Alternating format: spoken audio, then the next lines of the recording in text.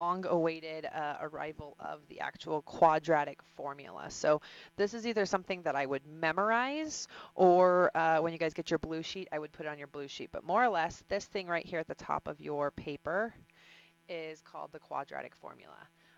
And so we are going to use that right there to solve. So the good news about the quadratic formula is it will work no matter what. If graphing doesn't work, if factoring doesn't work, if completing the square doesn't work, this will work every single time. So it just takes a little bit of effort, which is why we might default to factoring or something like that. Um, if it were a quick easy deal. So here we go for example number 1. So I'm going to scan these in, but I did give you guys your steps over here on the side. And so you guys will see those when you see my notes. But the very first step is move everything to one side. So in 6.4, I made sure that you guys put C on one side. Okay, so if we were completing the square, this would be beautiful. But in order to do the quadratic formula, we need everything on one side. So what I did was I subtracted 28 to move it to the other side. Okay, A, B, and C. This is why I have been having you write down all of them, A, B, and C, is because now it shouldn't be an issue of where they come from. A is the thing in front of the x squared. B is the thing in front of the x. And C is the thing that's by itself.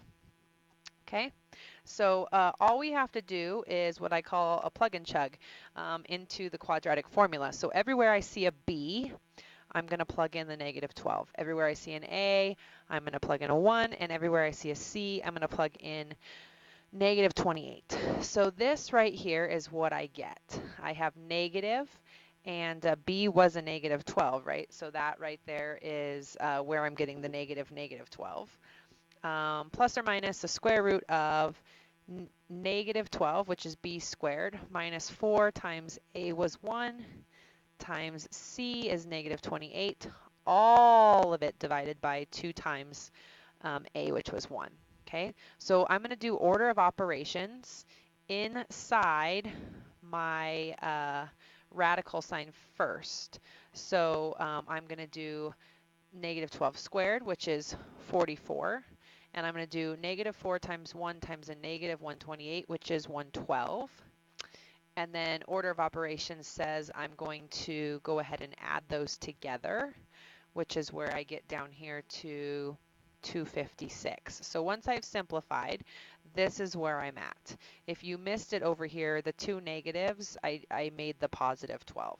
Okay, so the first thing you're going to check is the square root of 256. Is it pretty? Because that would be best case scenario. So in our calculator, you're going to find the square root of 256. And this one is pretty. It comes out to be 16. Okay, so this is really what we're dealing with. And remember, the sign right here is actually two different equations. So we're going to think of it as this. It's going to be 12 plus 16 divided by 2, and it's going to be 12 minus 16 divided by 2. And if I simplify that, I get 14 and negative 2. Those are the two roots. Those are the two zeros. Those are the two x-intercepts if I were to graph them, where my graph would go through the x-axis. Okay, so those were two real solutions. Now I'm going to look at example 2. I'm going to zoom out a little bit. Example 2, same thing. I'm going to write down the A, the B, and the C, and I'm going to plug them in. I'm also going to simplify using my order of operations like I did on the last problem. But this one's a little bit different. When I get down here, I get the square root of 56. And when I check that in my calculator, it comes out to be a decimal, which tells me it's not pretty. So instead of giving me a decimal here, we need to go back to what we learned in chapter 5. So I factor treed 56, just like we've always done. And this is the square root, so it takes 2 for 1 to come out. So this has the 2, 1 comes out, and then it still has the 2 times 7 inside. Okay, we're going to simplify that, which brings us to this right here. This answer is 100% okay. I would take it. It's true. I would really love it though if we could reduce the fraction. So all of these have a 2 in common. So if I reduce all of them by a 2, this could be a better answer. And so the question is exact solutions. Exact solutions. Um, you know what? Magruder had a brain fart. The exact solution, I was thinking, I don't know what I was thinking when I put 0 in this here, so let's do those together. Exact solution. If I ask you for an exact solution, I want what we have over here. I want the radical in there, okay? If I ask you for an approximate solution, then you could give me the decimal. And so the decimal would be if I actually went ahead and did the square root of 14. And that comes up to be, I'm trying to move it over there for you guys. That comes up to be your 3.7. So then you're going to do a negative 2 plus 3.741 divided by 2. And that's 0.871. And you have to do the other one. So you have a negative 2 minus 3.741. Whoops. I had put a minus in there instead of a point, divided by 2. And that gives you negative 2.871. Okay, I don't know why I had a brain fart when I first wrote the notes, but there you go. So if I ask you for an approximate, you can give me a decimal. If I ask you for exact, you need to give me the radical form. Okay, example 3, same thing.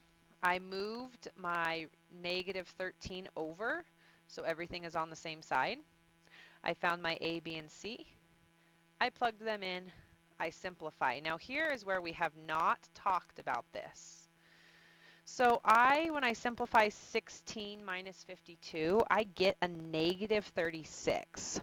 There is no real number that I can multiply or square to get a negative 36. So what I do is I say, what's the square root of 36? 6. And the negative comes out as an I, as an imaginary number. Okay, so anytime you have a negative in there, I'm now introducing you to the letter I, which means an imaginary number. So this is our answer, and then just like fractions, we could reduce all of these by 2. So if I reduce all of them by 2, this is my brand new answer, and that's as good as it gets. We can't put these together. Imaginary and reals do not go together, so think of them like terms. You can't squish those together. Okay. The last thing we need to talk about is what's called the discriminant. The discriminant is the part of the quadratic formula that's under the radical. That b squared, let me get my marker, that b squared minus 4ac thing. So you've already been doing this, but if we want to figure out just how many roots there are and what type of roots they are, we can plug in a, b, and c, and then depending on the answer, it tells us how many roots there are and what they look like. So for example, example 4, if I just want to know how many roots there are and I don't really care what they are, to plug into the discriminant, I'm going to write down my A, B, and a C. I'm only going to plug into this thing, the b squared minus 4ac. That thing is called the discriminant. Okay, that is the discriminant. And so when I plug that in, I get 0. So when I go up here to the table, if I have a discriminant that equals 0, I have one real rational root, meaning it touches my x-axis one place at a whole number or a decimal. Sorry, I should be more specific about that, okay, because it's rational. So a decimal or a fraction would be okay also. So that's all it's asking for. I have one real rational root, okay. The next example, I plugged in everything for you. So if I plug it all in, I get negative 8. So if I go up to the table and I look for a discriminant that works with a negative 8, I'm looking for a discriminant that's less than 0. If it's less than 0, it tells me I have two complex roots. That's those ones that with the eyes in them, like the last example. So those would not be touching the x-axis. And that's all you would tell me is you have two complex roots. Okay? So that's all we are doing for 6.5, the quadratic formula. Your problems are at the bottom of your worksheet. I will also post them in Classroom. But other than that, that is all she wrote. And I will be back tomorrow. And obviously, I will get questions and all that answered upon my return. We'll see you guys tomorrow. Bye.